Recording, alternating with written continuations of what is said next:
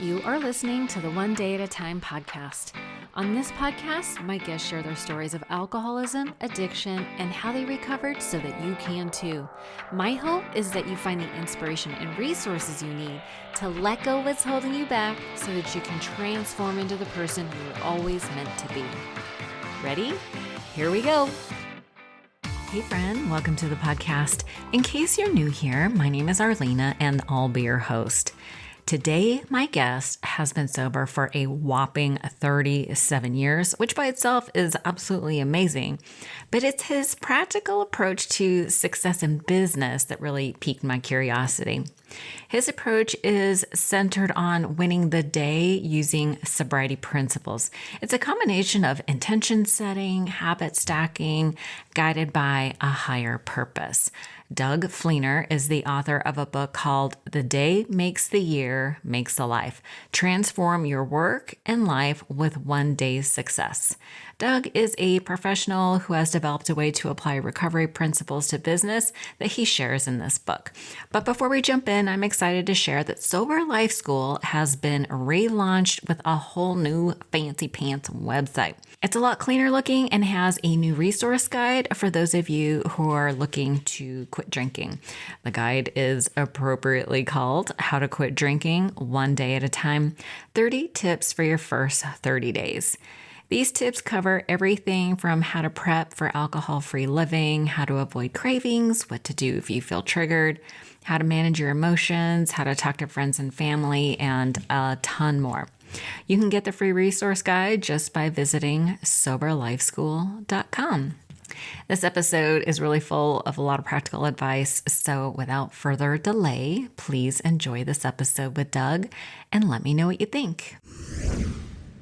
Well, Doug, thank you so much for joining me today. Thanks for having me. Yeah, this is so timely. I was just about to as before we start hit record, I was going to launch into this whole thing about why it's so timely that we're talking.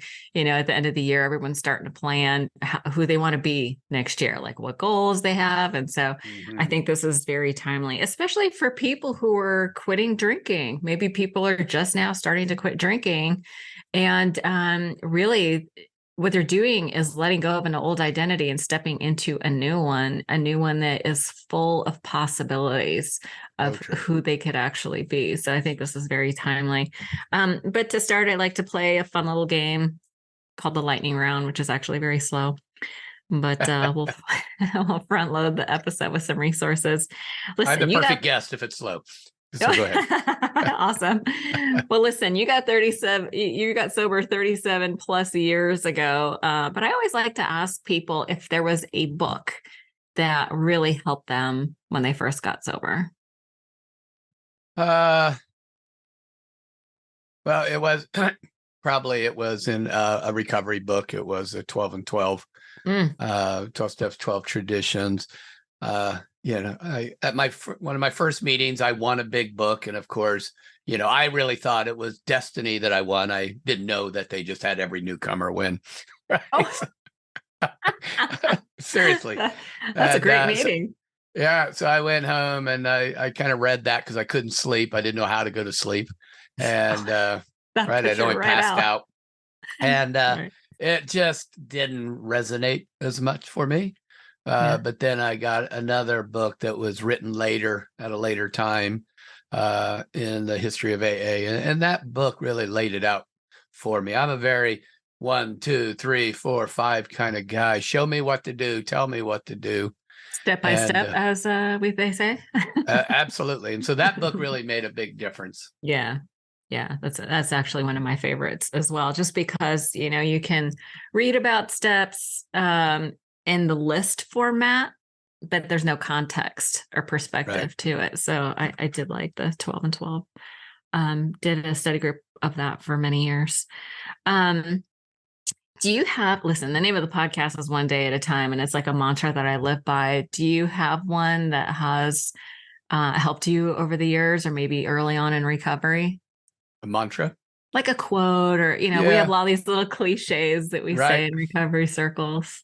Yeah, a couple of them. I think one of the things that really stuck with me very early on was allergy of the body, obsession of the mind.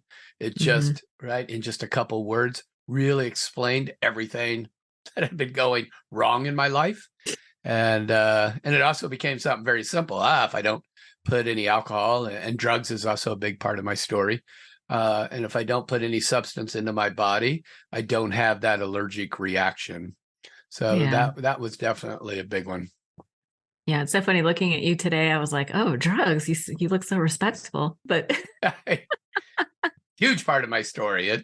And for like a lot of people, it just sped up my bottom. For sure. Yeah, no, I totally relate to that. You know, what's funny is years after I was sober, I was there was a guy who was painting, working on our house. I think we were painting the exterior of the fence or something.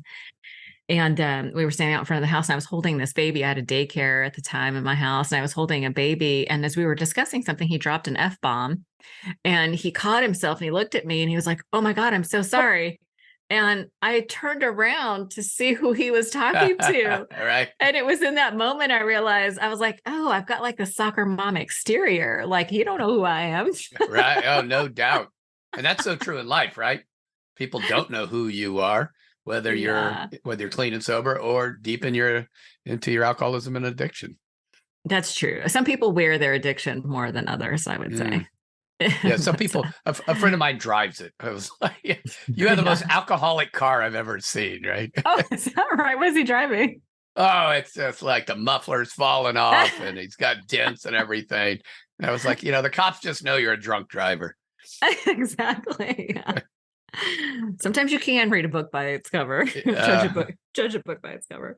That's funny. And I like to think of, listen, we're going to talk about your book called The Day Makes the Year, Makes a Life, Transform Your Work and Life with One Day Success. And this kind of goes right into this last line of questioning that I like to ask everybody about. What is your self-care practice routine? Is it daily? Is it weekly? I suspect yours might be daily, but how do you think of it? Good guess. Right. Yes. With a book about that's all about the day. Look, I'm a person of routine, and what I found was that before I got clean and sober, my life was such chaos that the guys who helped me out early on knew I needed structure. And I really needed structure because each day was just a blur. Yeah. And so I put a lot of structure in. And so, today it starts off with me with some morning journaling. I'm very big on journaling. I use an app called Day One. It's great on a Mac, and highly recommend it. And I just journal what I want to do, who I want to be, what do I want to do for the day. And that just kind of sets me up. And then, I'm kind of a person who goes to bed at the same time and what have you.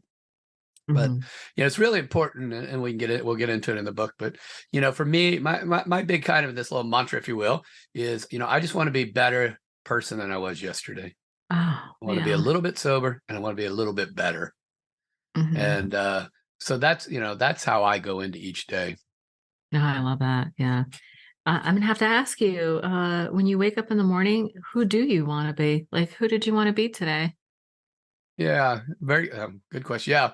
So what I want to be a person who gives to the world, doesn't take from the world. And more important is I kind of have this little standard is I want whoever interacts with me in the day to be better for it, not worse for it. And look, I've been sober a long time, but I can still be self-centered and want things my way and get mad at other drivers and what have you. But just by having that in my head is like, are they better off? I just flipped them off. Of course not. And so that's really, what I want to be is just a better human being and a better contributor to society than the day before, and help as many people as I can.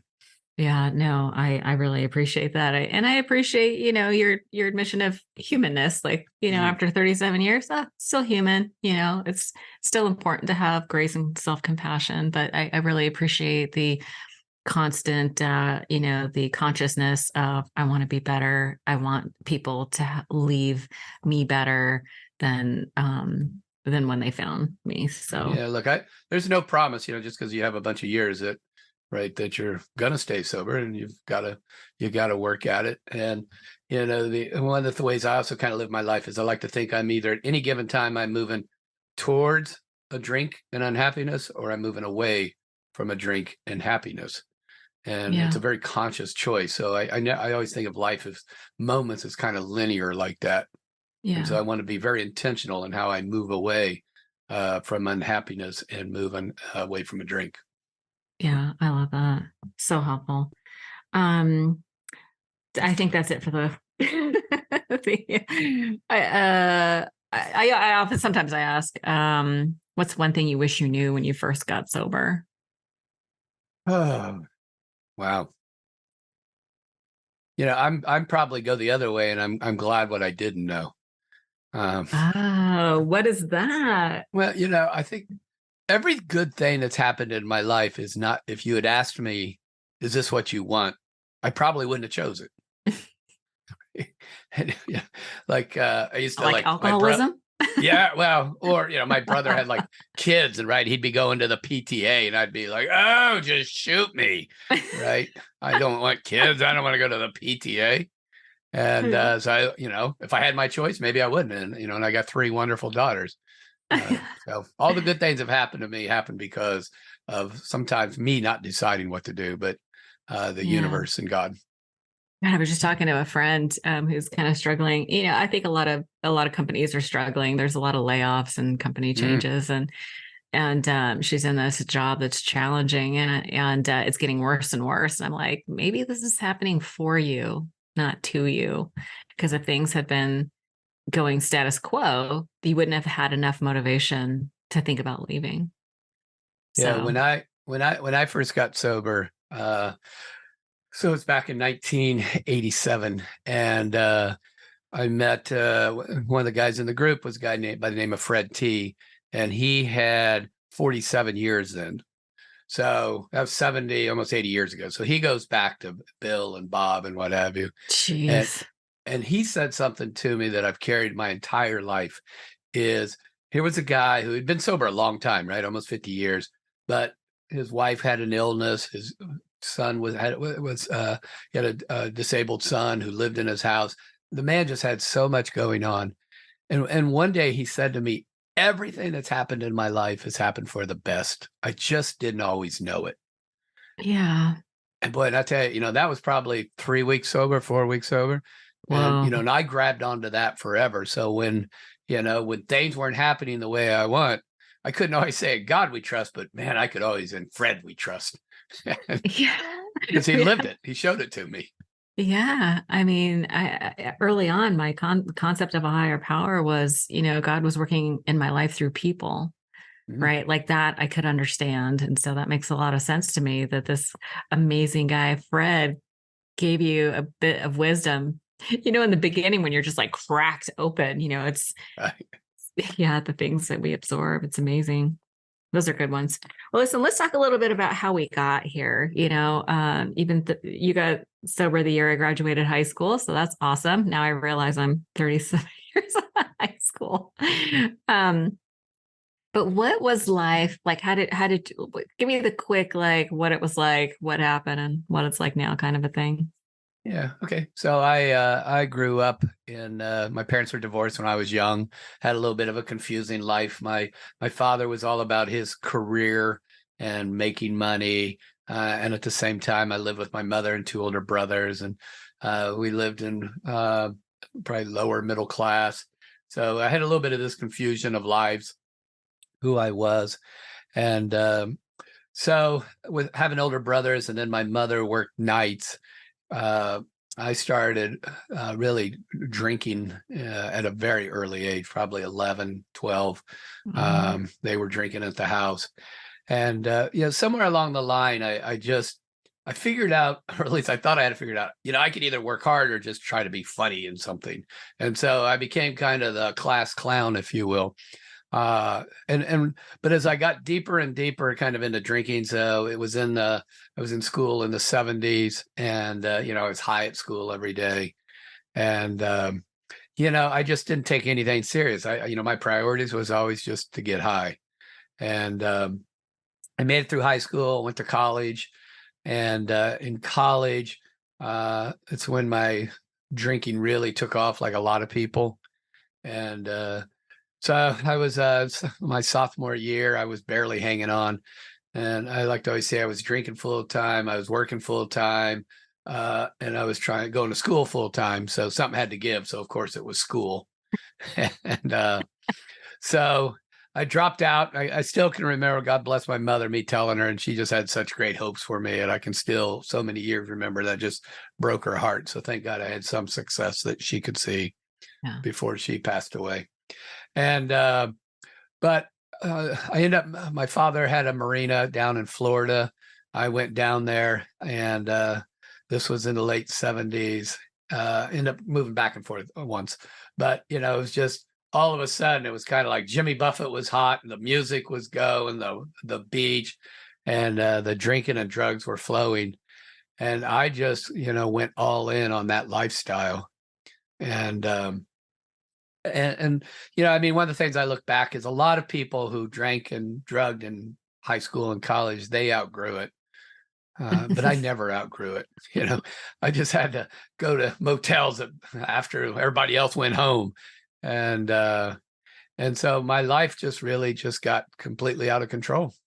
And I had a terrible cocaine habit. And but my father had sold the marina, and we were partners in this marine supply store. And I had this this is again in South Florida in the 80s. And I had this great gig. That was the Miami Vice era. Exactly. I had this great gig going. The drug runners would come in to get marine supplies. I'd trade them for the drugs, or at least I had access to it. And so I started stealing from the business to support a drug habit. And so my father couldn't figure out why we were busy, but we're losing a lot of money. And I knew the gig was up. And so, like any good alcoholic addict, what are you going to do? You run away. You think people run away when they're 9 years old. I'm 28 years old, and I'm going to run away to Hawaii because it's nicer than Florida. And so anyway, my father figures it out, wants to have a meeting with me. I drink all night over a Super Bowl party, take off, and go to the airport in a blackout, buy a one-way ticket. And I end up getting on a plane and not even remembering it. And it's in the book, because it was really that last bottom is I woke up on an airplane in a center seat landing in an airport and had no idea how I'd gotten there. Oh my God. And I just kind of knew the gig was up. And I'd hit a lot of bottoms, of course, before that. I had a DWI, but that was just bad luck. Right. Right. Yeah.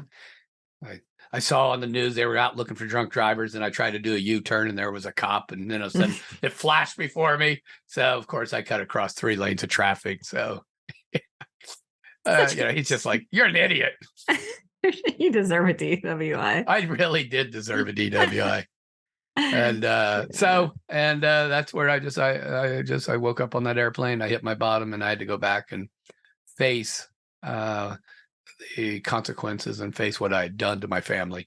Yeah. How did you get to, I know we're not going to talk about any specific 12-step program, but how did you get help? How did you come to the place where you were like, okay, I'm going to try to go get help?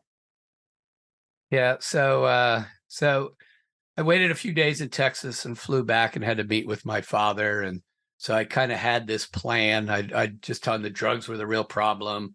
And I was going to quit drinking for a year, just kind of figure it out. Yeah. But I was never going to quit smoking pot.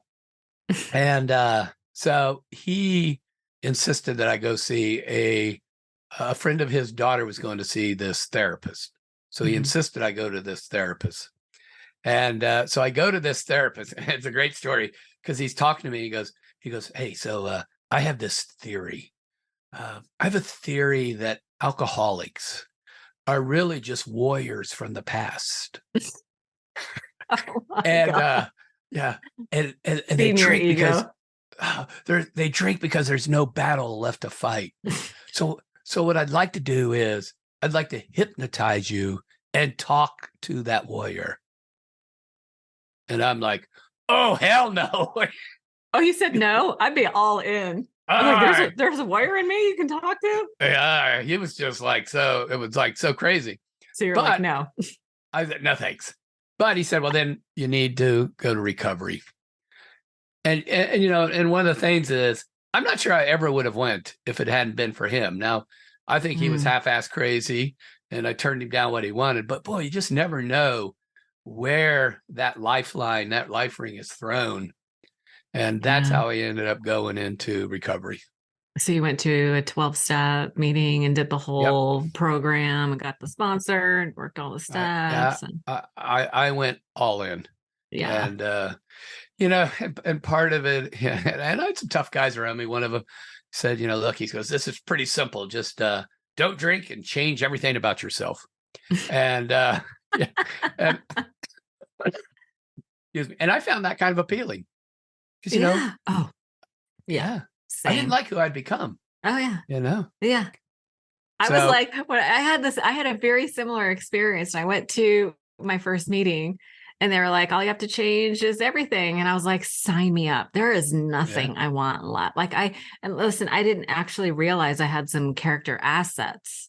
Like I didn't know, I wasn't in touch with that. All I could see was all of the things I was doing wrong and how much I hated myself. I was like, I'll be anybody else but me. That sounds amazing. Yeah, we're very similar in that way. That just tell me what to do. I'll follow what you tell me. And and I had some really good guys. And there was one where I'd start to meet with this with my sponsor Brian, and we'd meet on Monday night. And I'm kind of hitting that place early on where, gosh, you just don't want this life. I mean, you don't want the chaos you were in. But but I'm in my 20s. I don't want to stop drinking. I mean, I know, I can't go to the parties and do all the stuff. And he would say, let's meet for dinner. And we met, and most of you probably listening are too young for this. We'd meet at the Kmart cafeteria for dinner. Oh my God. That is hilarious. And I remember just thinking, this is my life. Shoot me. Right? It's all the old ladies. South Florida, Kmart, me and Brian. Doesn't get any worse than that. The blue light special. And there is an important message, I think, for listeners is, when I finally gave up the alcohol and the drugs, my life actually got worse for a while, not better. Well, yeah. I mean, they say that when you get sober, you will feel better. You will feel the sadness better. You will feel the anxiety better. It's like, I was like a giant raw nerve ending in the beginning. Like I felt everything, but that's just a temporary period. Yeah. I mean, what I found is I had to lose some things, and most of it was just because of the wreckage that I'd created. Yeah. And right. And then so as I was able to finally kind of clear that wreckage and clear my mind, I could start to see that I could live a day without drinking and drugs. And I never would have imagined that. Never. I mean, I blacked out probably 355 days a year. Wow. So you're using... I was a nightly blackout. Yeah. Nightly drinker. Brutal. I mean, I got sober young too. And it's just a hard life, that whole trying to keep up appearances and trying to keep up the lies. And it just looked like the chaos. Like you were saying, you were living a life of chaos. It's a hard place to be. Well, one of the funny things is I owned a boat because I was in the boating business. And within like a couple of weeks of going into recovery, I sold my boat because I was positive you couldn't boat sober. So I got rid of my boat. You got rid of the boat.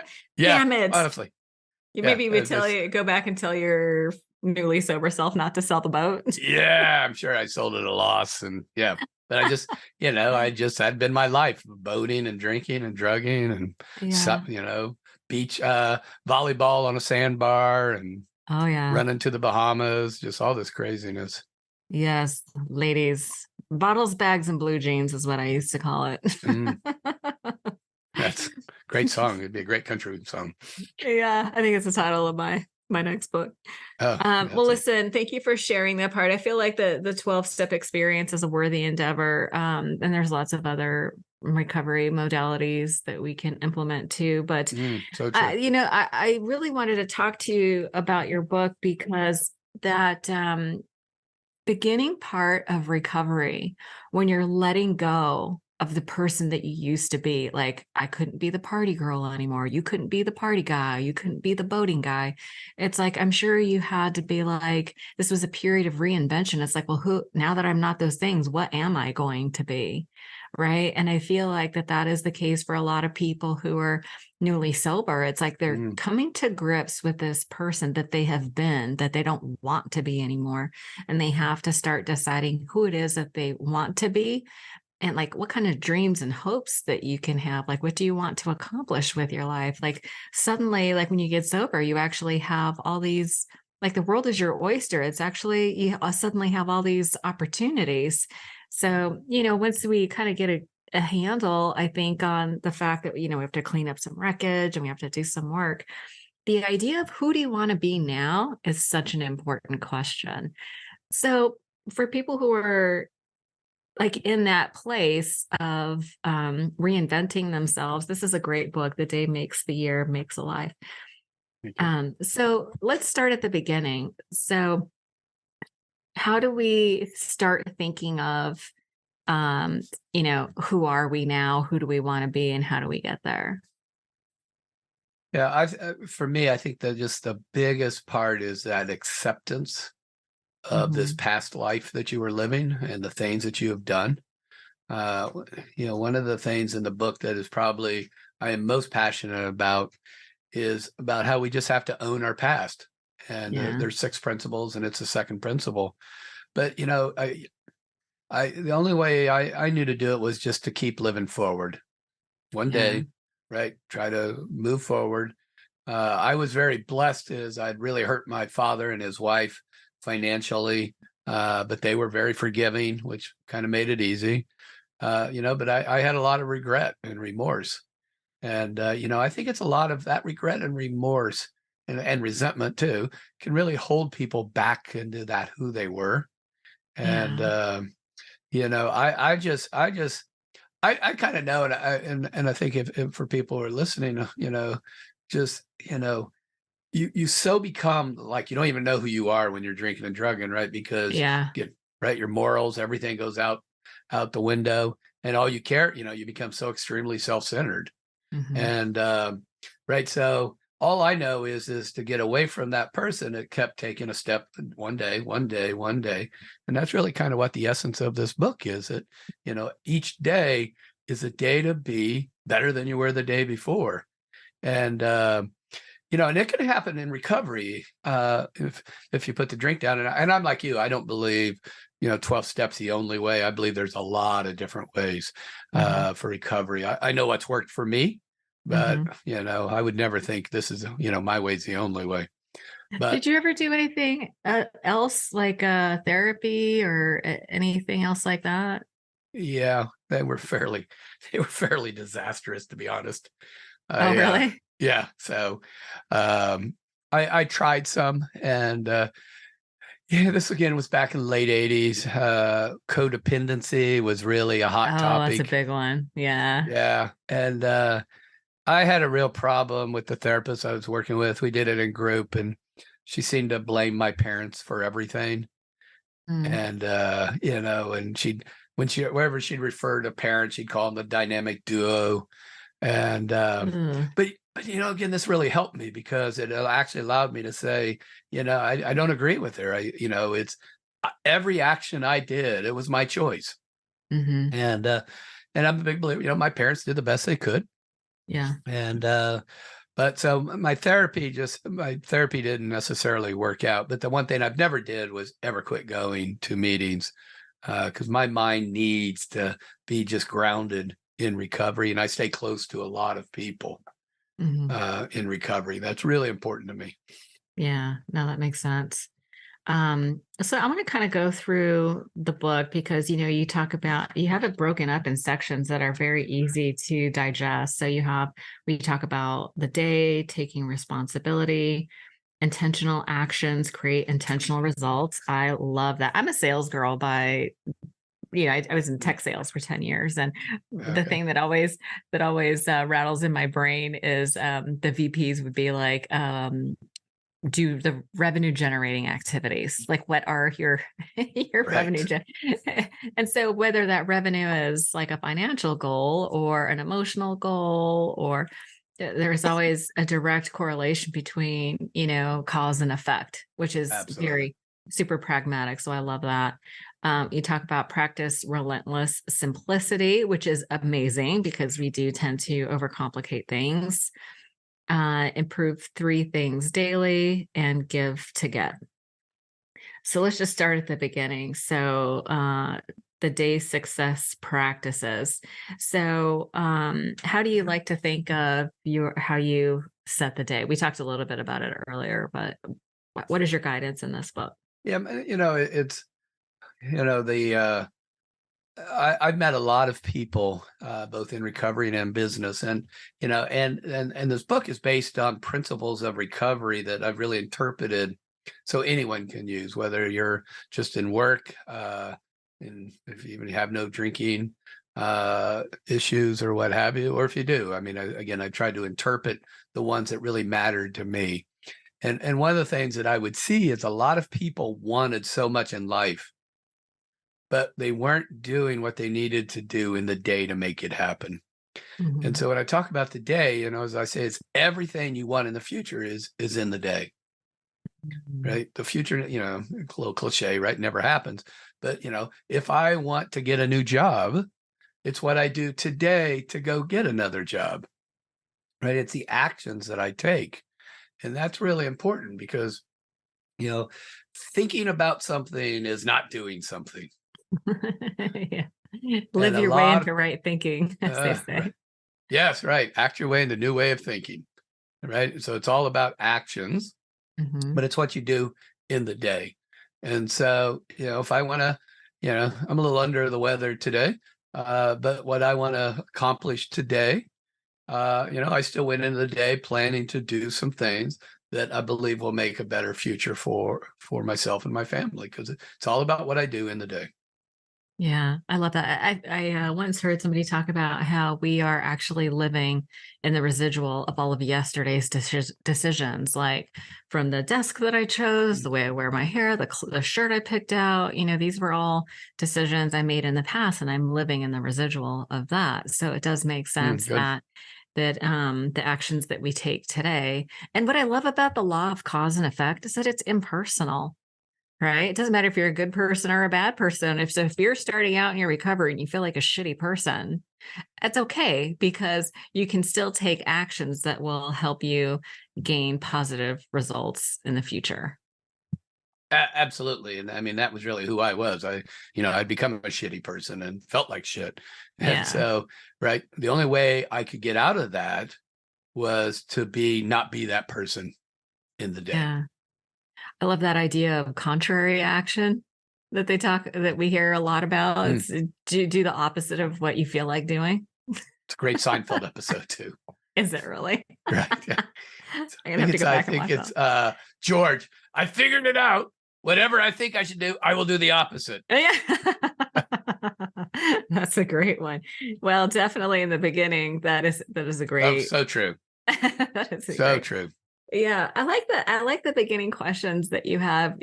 As we're setting the stage, it's like, who am I? Who do I want to be? And what types of experiences do I want to have? And I think, especially as we're coming to the end of the year, we're starting to think. I think people naturally start thinking about, what do I want out of this next year? I think those are the fundamental questions to ask: is who do I want to be, and what kind of experiences do I want to have? What I want to contribute. Absolutely. I kind of think of it like, kind of like a trip. If I live outside Boston, and if I want to go to Chicago, right? So I can fly there, I can take a train, I can drive, I could hitchhike, although you don't really see much hitchhikers anymore. Yeah. But, right. But there's all these ways to go to Chicago. So first I got to kind of know where I want to go. Yeah. And also know that sometimes you may never make it to Chicago. You may get nudged somewhere else and you're supposed to follow some other way. But, but if I'm in a situation and it's not working for me, whether it's a job, a relationship, whatever you want, it's about what am I going to do to make that change? And again, it has to happen with actions, and it has to happen in the day. Yeah, no, that's really good. And then the second part, we already kind of talked about taking responsibility. But I like this introductory part that you have here about emotion and motion, leveraging reactions for one day success. Tell me a little bit more about that. That that I think that it's the motions that we make on a daily basis. It's the things that we do. And I want to go one back on the taking responsibility. Probably the most important thing that I share, I think, is the idea that is you can't change what you don't own. Yeah. You can't change what you don't own. And it kind of goes through all these elements. But, if I don't like who I was, I have to own it to be able to change it. If I don't like, what I'm doing in a career, I can own it, that I have the power to change it. And, and the world's not out to get me and conspire against me. I'm just not that important. But, I like to call that taking responsibility is kind of like a superpower. You can wear a cape or not, but it's huge. And it's so, and I'm often asked, what's it look like? What does taking like? And I think it's right. I don't blame anyone for anything that's happening to me. Yeah. Yeah. I remember, early on in my recovery, I went to this group and they said, well, what do you want to do? And I was like, I want to give up blame, because somehow I realized that, I was a complainer, and I was in total victim mentality. All I could see is how other people did me wrong. And, I didn't realize, taking I didn't realize I was attempting to take responsibility. But someone said it's the ability to respond. Like, challenging things are going to happen, but if I own it, like you were saying, then I could respond in a way that was empowering, as opposed to having that victim mentality. Absolutely. I think one of the things we don't talk enough about is how our reactions affect us.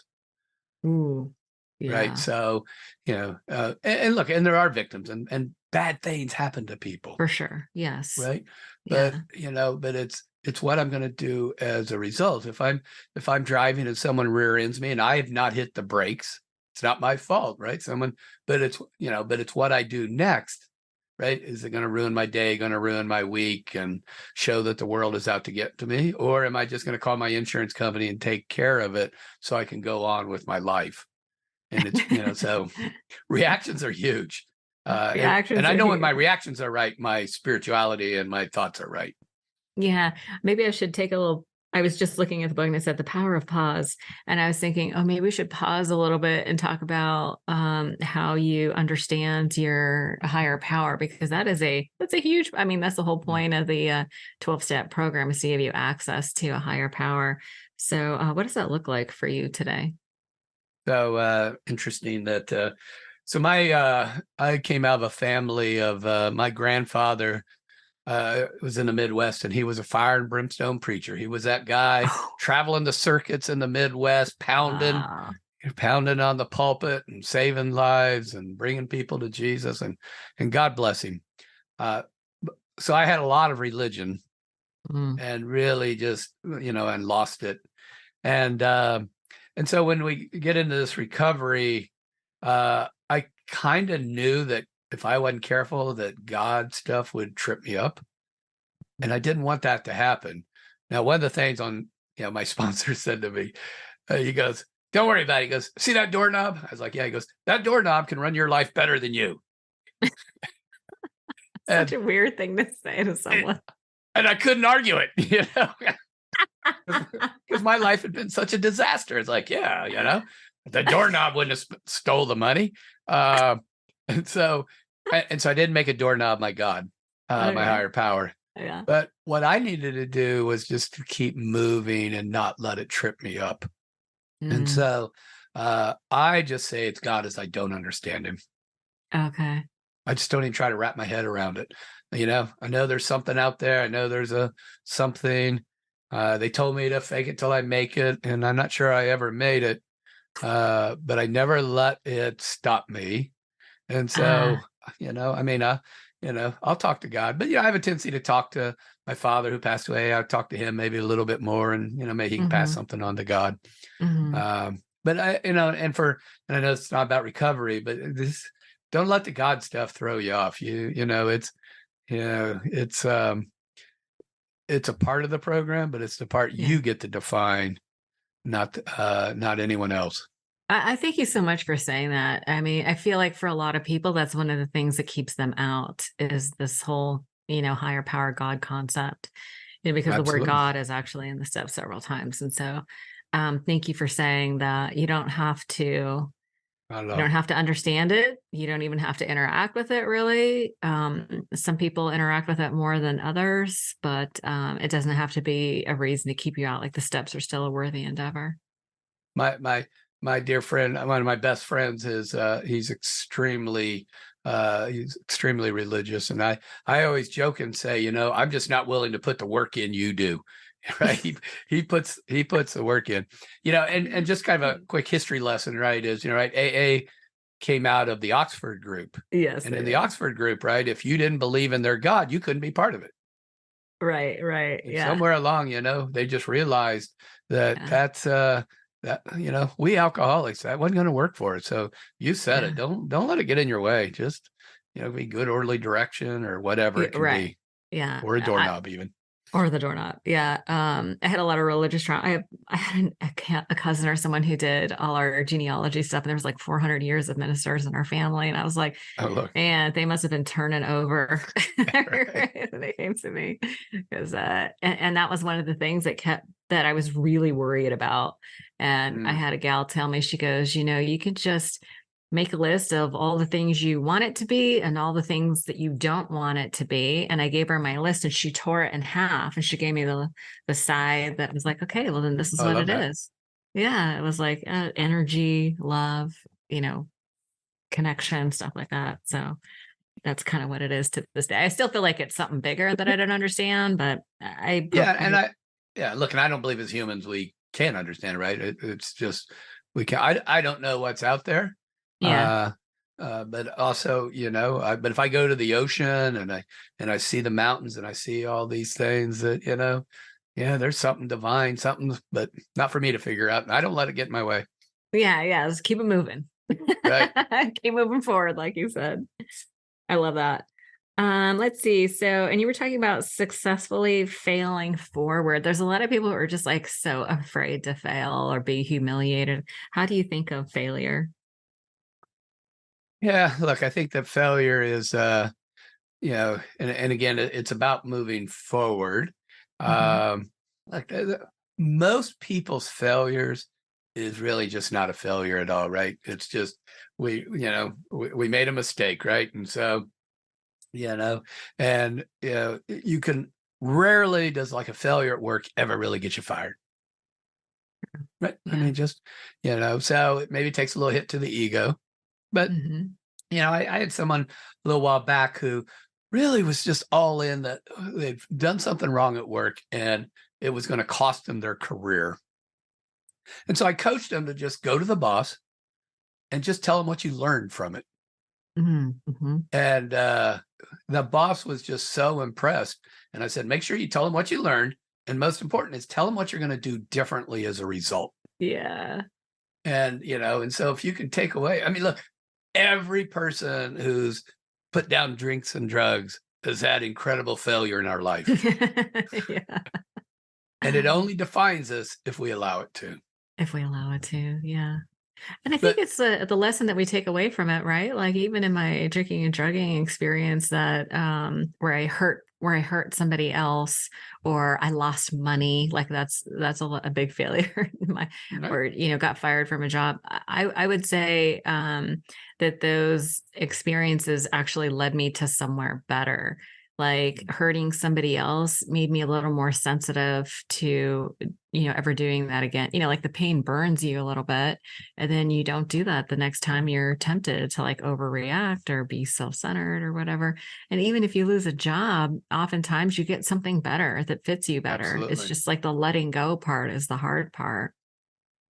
Yeah. And not allowing yourself to get in kind of that failure loop, right? That you just start, it's about, I used to always tell people that if I lost my job, I should be worried about where my money's coming from, but I could never allow it to lose my identity. It should never be my identity. And so I think what happens is when we start worrying, people I think who are really fearful of failure are really worried about what people think of them. I recently had Business Insider run an excerpt for the book, which was really a cool moment. And, super cool. Congratulations. Yeah, and had some nice book sales and got some really nice messages from people. But I got like one hater message, right, who just sent me the nastiest message, right? And, there probably could have been a time in my life where, I would have focused on him. Yeah. But, it's just, that's his feelings. Yeah. He doesn't define me. No, absolutely not. And I kind of hang on to this, publishing podcasts and, creating content myself, you're kind of sensitive to outward criticism, but I keep this note on my desk that what we reflect on others is what we really feel about ourselves. Right. So that when somebody is exhibiting a lot of negativity, it really has nothing to do with me. It's like they see something in me that they hate about themselves. And what I have come to understand is that what's needed is some I think, that person really needs some self-compassion. It really has nothing.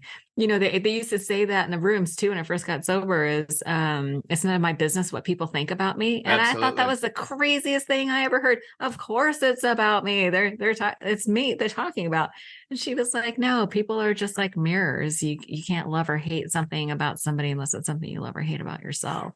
Yeah, and I remember first time like when I had a big resentment at somebody and was really mad at him, right? So the first thing guy said to me was, well, I'm sure he slept fine last night. And and that annoyed me. And he was right. It was annoying. But then he goes, pray for him. Pray for him. The angry man. And I realized I'd rather not waste my prayer on somebody so I'm going to let it go. So you'd rather just let it go. I'd rather let it go, but for someone, again, who's takes the time to send a hater message, I pray for them that maybe they'll find the peace they're looking for. Yeah, for sure. Yeah, ultimately. Yeah.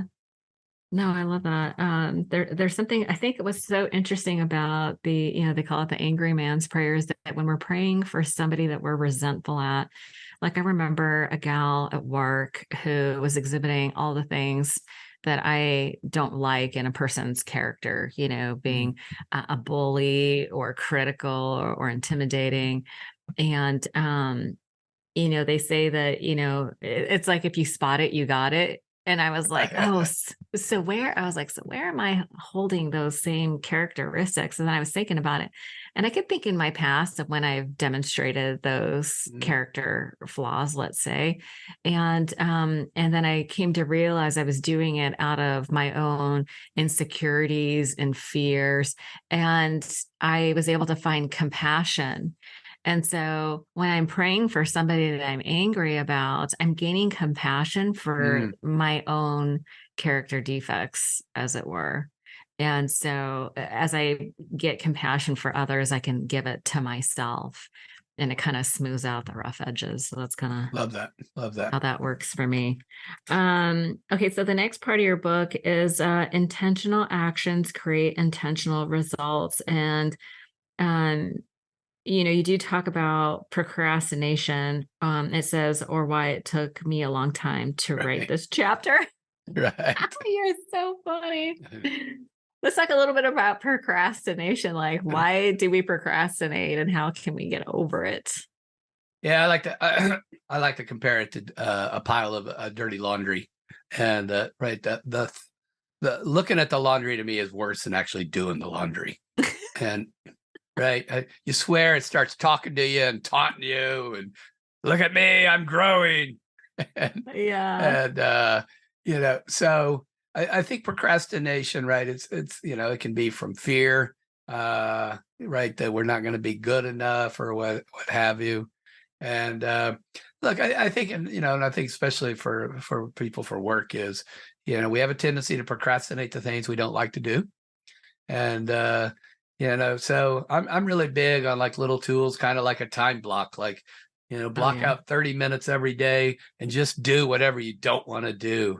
Just get it done, get it out of your mind, free up your mind. And but most of the time I think procrastination again is some kind of fear in our way, and I think you just need to identify what it is. And I think, and perfectionism really definitely comes into there. Mm-hmm. And we don't want to look bad. Yeah. And look, with AI tools and everything else, no matter what you're doing, there's not that hard to, right? There's so many tools out there nowadays to help you be a little bit better. Okay. So so tools for, it's like getting help, finding easier ways to do things. I love the time block, 30 minutes. Sometimes it sounds like a lot to me. So sometimes I'll do 5 minutes. I'll just be like, you know what, if I can just show up for 5 minutes, it's show up and let it be ugly. Like I use that towards the gym. Like right. That's a good one. I started a yoga practice in July and I was like, you know what, I'm just going to show up and it's just going to be ugly for a little while. And showing up is showing up is the win.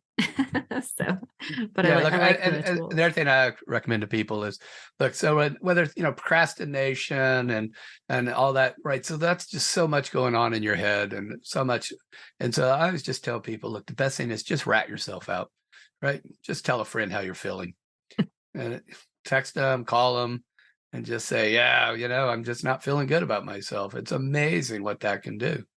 It really does take the power out of it. It really does. Yeah.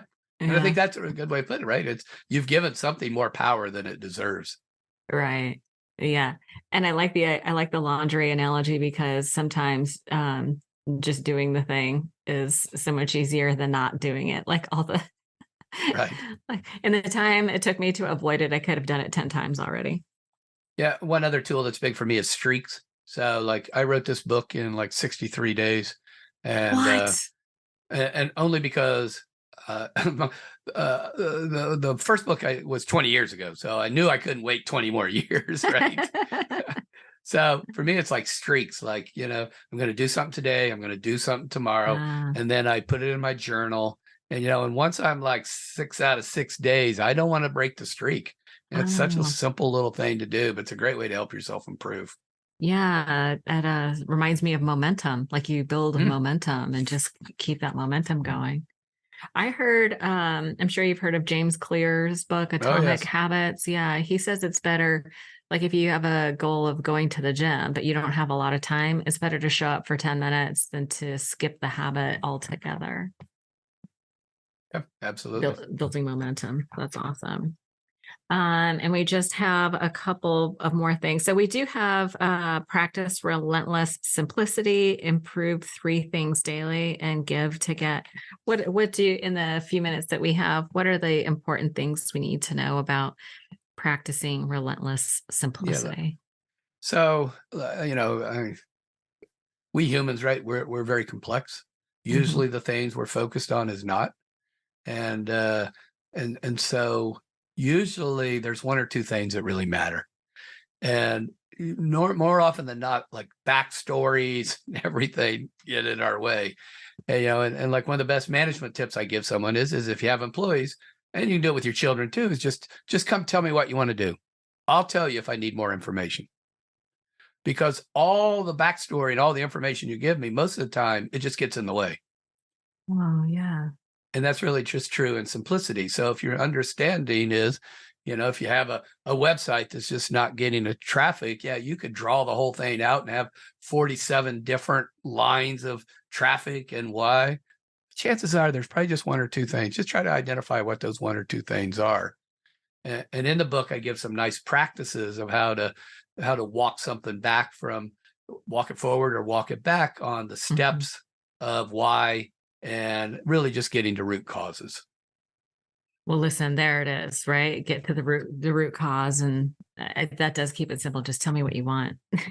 Yeah. And do it with ourselves. Yeah. Yeah. So what do you want? I want this. So go do it. Yeah. I mean, it really, that is relentless simplicity. Yeah. Let go of the backstory.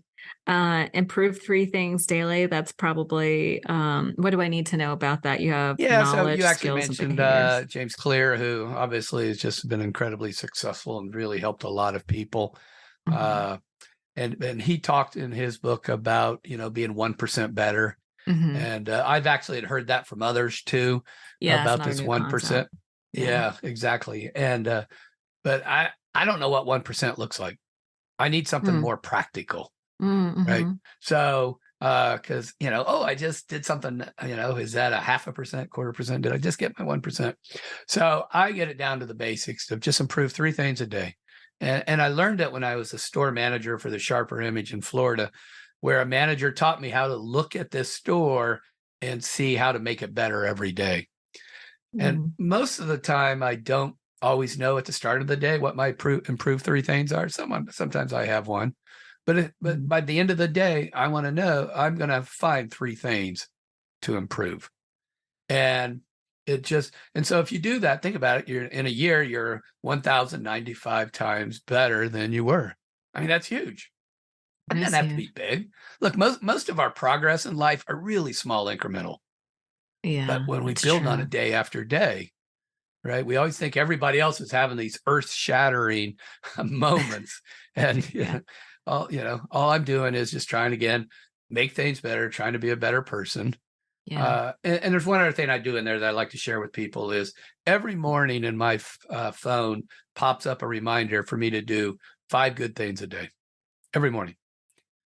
And so that's one of the ways I know that I can be a better person than I was yesterday. Wow. So like I take my girlfriend coffee every morning, and every now and then she'll joke, "What?" Right? So I've just knocked my first one out. Yeah. And she loves the improve 5 things a day. Do 5 good things a day. Sure, but really, those are the little types of tools, which are not only in the book, but it's really how I've lived my life. I'm a pretty simple guy, but I need that kind of structure to live. No, I feel like that's super pragmatic, very practical. Like and when you're talking about the store example, like you might not know at the beginning of the day what the 3 things are, and you kind of discover what they are throughout the day. I mean, those could be, if you run out of time during the day, those could be your 3 things the next day. Yep. That makes a lot of sense to me. Yeah. And no matter what you're doing. And the very last one is just give to get. And I think it's the essence of sobriety and the essence of life. That when we give to others, we get so much more in return. But I have to be cautious, and this is what I really learned early in recovery is my thoughts don't change anything. It's my actions, right? So I don't want to, if I think good thoughts of someone, I got to tell them. They don't know it unless I tell them. Exactly. Right.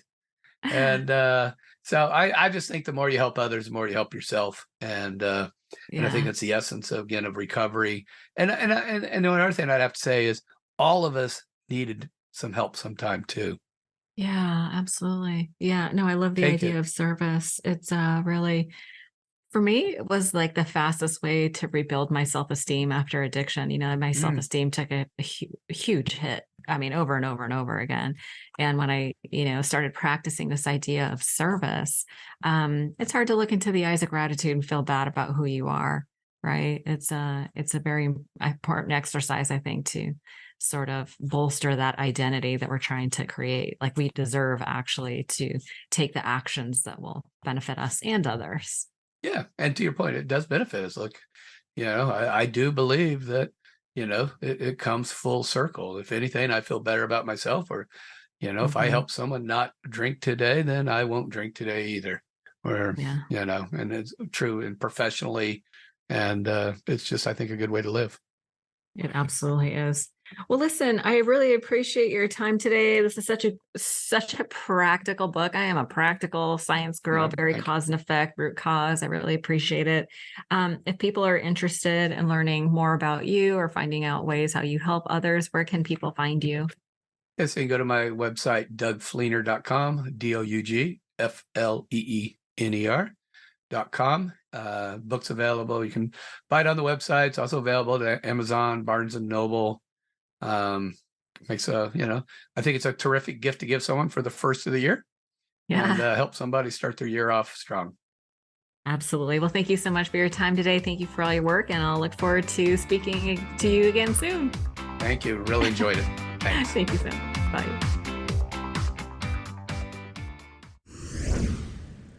One last thing before you go, you can follow the podcast on Instagram for daily inspiration at ODAT Podcast.